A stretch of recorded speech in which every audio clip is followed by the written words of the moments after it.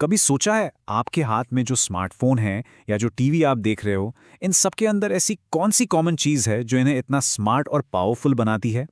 चलो आज इसके पीछे का साइंस आसान भाषा में समझते हैं। तो दोस्तों इसका जवाब है सेमीकंडक्टर्स। और आज हम इसकी ए टू जी कहानी समझेंगे सीधा आपके एनसीईआरटी के चैप्टर 14 से। ये चैप्टर मैं बता रहा हूं आपके बोर्ड्स और कॉम्पिटिटिव एग्जाम्स दोनों के लिए सुपर इंपॉर्टेंट है, तो पूरा ध्यान यहां। ये है हमारा आज का गेम प्लान। हम शुरू करेंगे सॉलिड्स को क्लासिफाई करने से, फिर एनर्जी बैंड्स के कॉन्सेप्ट में डाइव करेंगे, उसके बाद प्योर और इम्प्योर सेमीकंडक्टर्स का फर्क समझेंगे, एन टाइप और पी टाइप को डिकोड करेंगे और आखिर में पीएन जंक्शन की फाउंडेशन रखेंगे। रेडी हो? चलो शुरू करते हैं। ओके, तो सबसे पहले चलो बेसिक्स को एकदम क्रिस्टल क्लियर करते हैं। हम जितने भी सॉलिड्स अपने आसपास देखते हैं उन्हें करंट पास करने की एबिलिटी पर कैसे बांट सकते हैं। Let's find out.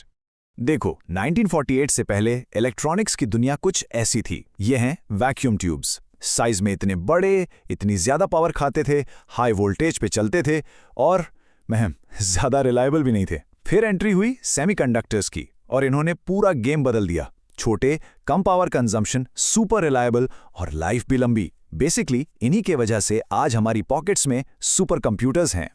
अब अगर हम साइंस की नज़र से देखें तो सॉलिड्स को हम 3 टीम्स में डिवाइड कर सकते हैं।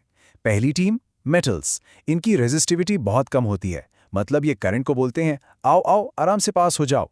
दूसरी टीम इंसुलेटर्स। इनकी रेजिस्टिविटी इतनी ज़्यादा होती है कि करंट आगे बढ़ ही नहीं पाता। और इन दोनों के बीच में आते हैं हमारे स्टार प्लेयर्स सेमीकंडक्टर्स, जिनकी रेजिस्टिविटी इन दोनों के एक्सट्रीम्स के बीच में होती है। रेसिस्टिविटी के नंबर्स तो ठीक है, लेकिन इस क्लासिफिकेशन के पीछे की जो असली फिजिक्स है ना, वो छिपी है एनर्जी बैंड्स में। अगर ये कॉन्सेप्ट समझ आ गया तो समझ लो आधा चैप्टर तो यहीं खत्म हो गया। तो पूरा फोकस इधर। अच्छा सुनो, एक अकेले एटम में इलेक्ट्रॉन्स के पास अपनी अपनी फिक्स्ड एनर्जी लेवल्स होती हैं, लेकिन जब लाखों करोड़ों आइटम्स एक साथ आकर एक सॉलिड क्रिस्टल बनाते हैं तो ये सारे एनर्जी लेवल्स आपस में मिल जाते हैं और बैंड्स बना लेते हैं। हमें बस 2 बैंड से मतलब है। एक है वैलेंस बैंड। समझो ये क्लासरूम है जो स्टूडेंट्स यानी इलेक्ट्रॉन से पूरी भरी हुई है।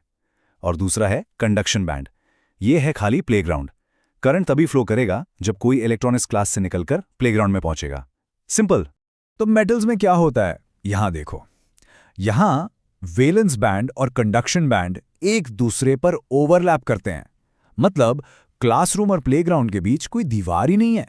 इलेक्ट्रॉन्स जब चाहे क्लास से प्लेग्राउंड में जा सकते हैं। इसीलिए मेटल्स इतने ऑसम कंडक्टर्स होते हैं। करंट के लिए तो हाईवे बना हुआ है। अब आते हैं इंसुलेटर्स पर। यहां वैलेंस बैंड यानी क्लासरूम और कंडक्शन बैंड यानी प्लेग्राउंड के बीच एक बहुत बहुत बड़ा एनर्जी गैप है। इसे हम कहते हैं फॉरबिडन एनर्जी गैप या ईजी।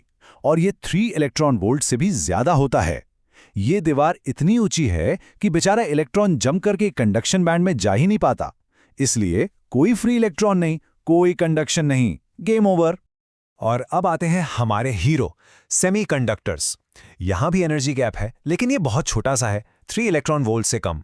जैसे सिलिकॉन के लिए 1.1 eV और जर्मेनियम के लिए 0.7 eV। इस छोटी सी दीवार को इलेक्ट्रॉन थोड़ी सी एनर्जी, जैसे रूम टेम्परेचर की गर्मी से ही जम कर जाता है।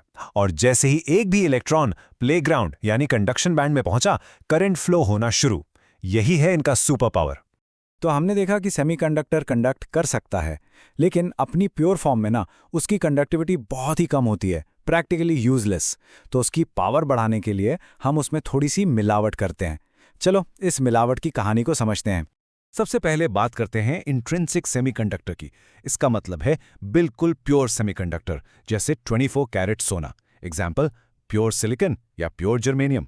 रूम टेम्परेचर पर कुछ इलेक्ट्रॉन्स गैप क्रॉस कर लेते हैं, लेकिन इतने कम कि उनसे हम कोई काम का डिवाइस नहीं बना सकते। यहां देखो, एक प्योर सिलिकॉन क्रिस्टल में हर एटम के पास 4 वैलेंस इलेक्ट्रॉन्स होते हैं। तो वो क्या करता है, अपने चारों पड़ोसी एटम्स के साथ एक एक इलेक्ट्रॉन शेयर करके कोवैलेंट बॉन्ड्स बना लेता है। इससे सभी इलेक्ट्रॉन्स टाइटली बंधे रहते हैं, कोई फ्री नहीं घूमता, एकदम स्टेबल शांत मोहल्ला। और अब आती है असली कहानी में ट्विस्ट, डोपिंग। ये वो प्रोसेस है जिस पर पूरी मॉडर्न इलेक्ट्रॉनिक्स खड़ी है। डोपिंग का मतलब है एक प्योर सेमीकंडक्टर में जानबूझकर एक बहुत ही थोड़ी सी इंप्योरिटी ऐड करना। सोचो, एक बाल्टी खीर में एक चुटकी केसर डाल दिया और पूरा टेस्ट, कलर सब बदल गया।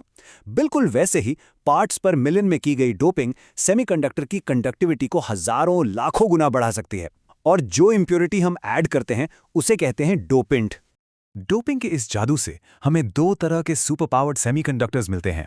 इन्हें कहते हैं एक्सट्रिंसिक सेमीकंडक्टर्स। और ये हैं हमारे दो हीरोज, एन टाइप और पी टाइप। चलिए इन दोनों से मिलते हैं। ओके, अब स्क्रीन पर ध्यान से देखो।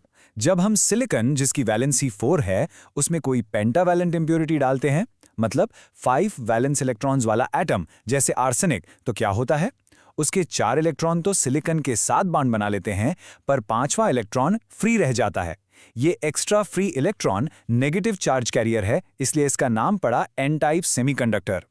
दूसरी तरफ जब हम ट्राइवैलेंट इंप्योरिटी डालते हैं, मतलब 3 वैलेंस इलेक्ट्रॉन्स वाला एटम जैसे बोरॉन, तो 3 बॉन्ड तो बन जाते हैं, पर चौथे बॉन्ड की जगह एक इलेक्ट्रॉन की कमी रह जाती है। इस खाली जगह को हम कहते हैं होल। ये होल एक पॉजिटिव चार्ज कैरियर जैसा बिहेव करता है, इसलिए इसका नाम पी टाइप। सिंपल है ना? अब इसी चीज को एनर्जी बैंड डायग्राम से समझो और आसान लगेगा।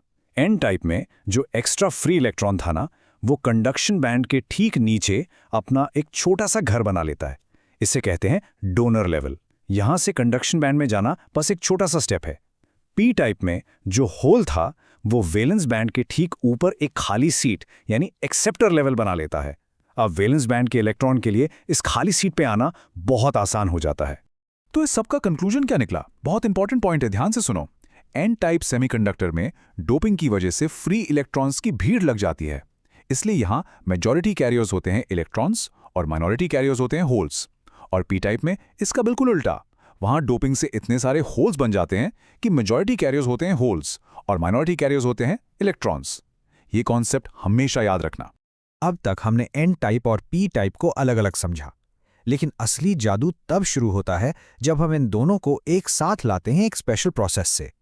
चलो बनाते हैं एक पीएन जंक्शन। जैसे ही हम एक पी टाइप को एन टाइप से जोड़ते हैं, 3 चीजें स्टार्ट हो जाती हैं। सबसे पहले डिफ्यूजन। एन साइड में बहुत सारे इलेक्ट्रॉन्स हैं, पी साइड में कम, तो इलेक्ट्रॉन्स एन से पी की तरफ भागने लगते हैं। सेम वे होल्स पी से एन की तरफ।